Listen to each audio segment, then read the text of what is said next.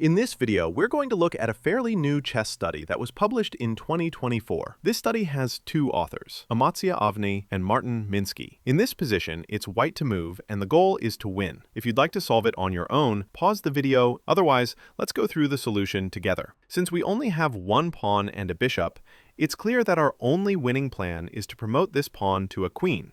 After all, a lone bishop cannot deliver checkmate. But here's the problem. First, our pawn is blocked by the opponent's pawn, and second, the black king is ready at any moment to capture it. So, what should we do? Well, the first thing to note is that we cannot start with a king move, because if we do, black plays king f4, and on the next move threatens king e3, capturing our pawn. So moving the king would lose the pawn immediately. What if we try bishop g5 check? Hoping to sacrifice the bishop, but at least win some of black's pawns. That only works halfway. Yes, we can capture the pawn on d4, but the pawn on c7 remains alive. Black then plays king e6, and we can't make progress. The position becomes a classic endgame of pawn versus pawn, which of course ends in a draw. So let's go back. Since we cannot move the king, and pushing the pawn doesn't help either because it just gets taken, logically, the move must be with the bishop. The question is, which bishop move actually works? The first idea that comes to mind is capturing the pawn on c7. At first glance, it looks promising. We remove one of black's pawns, and at the same time we cover the squares g3 and f4, making it harder for the king to attack our pawn. But unfortunately, that move doesn't work. Black has a strong reply, king f5. Now black threatens to attack our pawn by marching through e4, and we can't stop them. Our king is still too slow. If we play king b5, black has time to capture the pawn. And if we try bishop d8, trying to block the e3 square from the king, black simply pushes their pawn to e3, forcing an exchange of pawns. And if we push our pawn forward, black wins by queening first. So bishop c7 doesn't work because of king f5. Then what is the correct move in this study? Before I show you the answer, make sure to subscribe to the channel so you don't miss more interesting analyses of modern chess studies. Alright, the correct first move is bishop f6. With this move, we prevent the opponent's king from advancing, and black can't attack our pawn right away. Instead, pawn on d4 is hanging. If we capture it, all our troubles are solved. The bishop can always defend the e2 pawn, and the pawn on c7 has no support and can also be taken later. White will easily promote. That's why after bishop f6, black is forced to play c5.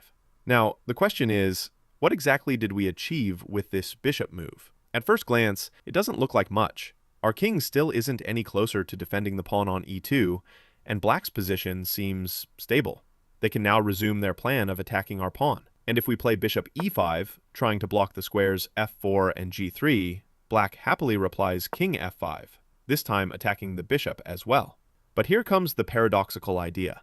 Now we start moving with the king. White plays king b5. But wait, didn't we just say earlier that moving the king first loses immediately to king f4 and then king e3? So what changed? Well, the difference is that black has already pushed pawn to c5, and this changes everything. After king f4, white can now sacrifice the bishop. Black takes it, but we then capture the pawn on c5. And here's the key. Earlier, we could only win the pawn on d4, while the pawn on c7 remained safe. Now, thanks to the pawn's advance, we capture both of black's pawns, leaving white with an absolutely winning position. So, by playing bishop f6 and provoking the pawn push, we created the right conditions to start moving our king. So after bishop f6 and c5, white plays king b5. If black now tries king f4, white sacrifices the bishop, and after the king captures it, we immediately take the pawn on c5. But what if black doesn't capture the bishop? Let's say they try to go around via king g3, aiming to approach the pawn from f2. In that case, white still follows the same idea. We sacrifice the bishop, this time with bishop h4. Once again, black cannot take it, because after capturing on h4, we simply take the pawn on c5. So black is stuck. Now black has to decide.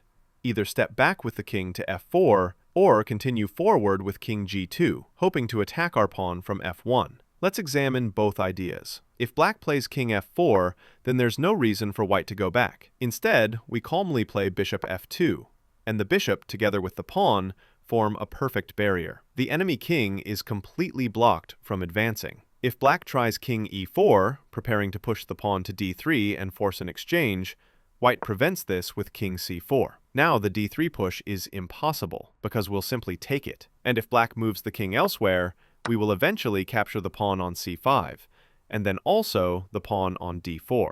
The most interesting attempt is king g2, heading for f1 to attack our pawn. Here, white must act very precisely. If we get distracted and capture the pawn on c5 immediately, black plays king f1, and our pawn on e2 falls. So instead, white rushes back, king c4, and after king f1, we continue king d3, just in time to defend the pawn. Black doesn't give up so easily, though. Pawn to c4, trying to distract our king away from the e2 pawn. But white cannot afford to capture those pawns. Otherwise, e2 falls. So we calmly retreat with king d2. Black keeps pushing, c3, but white answers king d3. After c2, we calmly move the bishop to g5, controlling the promotion square. At this point, it looks like white has defended everything. The pawn is safe, and black's passed pawns are stopped. At first glance, it seems like white has solved all the problems. The pawn on e2 is defended, the bishop controls the promotion square, and the black king cannot advance. But if we look closer, it becomes clear that winning is not so simple. The white pieces are tied down. The king cannot move far because if it steps away, the pawn on c1 is sacrificed as a distraction, and then the pawn on e2 is lost. The c-pawns also cannot be captured immediately, because again, the e2 pawn would fall. Pushing the e2 pawn forward is impossible, since it is blocked by the pawn on d4. Capturing that d4 pawn with the bishop seems out of the question, because the bishop must remain on the diagonals to stop the c-pawn. But there is a hidden resource. The only winning idea is to eliminate the d4 pawn, and it must be captured with check, so that black has no time to promote the c-pawn. How can this be achieved? Black plays king e1. White responds with bishop c1, leaving black two options: move to d1 or to f1. If king d1, then white continues bishop d2. The enemy king is completely locked. No legal moves remain, and the pawn on d4 is also blocked. Black is forced to promote on c1, but the new queen is captured immediately. After that, the pawn on d4 is taken, the pawn on e2 is secure, and white promotes without difficulty. If king f1, avoiding the zugzwang trick and planning to shuffle between f1 and f2, white calmly plays king d2. Now the black king is restricted to those two squares. If it wanders away, the pawn on c2 will be captured. From here, after king f2, white starts maneuvering with the bishop, bishop a3. This move is needed to lose a tempo. Once the bishop returns to b2 with the black king standing on f2, the final blow is ready. White captures the pawn on d4 with check, removes the last defender, promotes the pawn, and secures the win. And that is the hidden key to the whole study. By carefully forcing zugzwang and timing the bishop maneuvers, white manages to capture the d4 pawn with check, leaving no counterplay. Once that pawn disappears, the e2 pawn is completely safe. White calmly advances, promotes to a queen, and the game is over. This study by Amatzia Avni and Martin Minsky is a brilliant example of precise calculation and deep endgame understanding.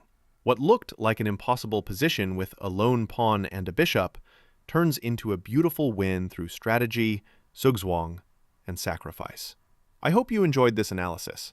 If you did, don't forget to like the video and subscribe to the channel so you won't miss more fascinating chess studies and endgame masterpieces. Thanks for watching, and see you next time.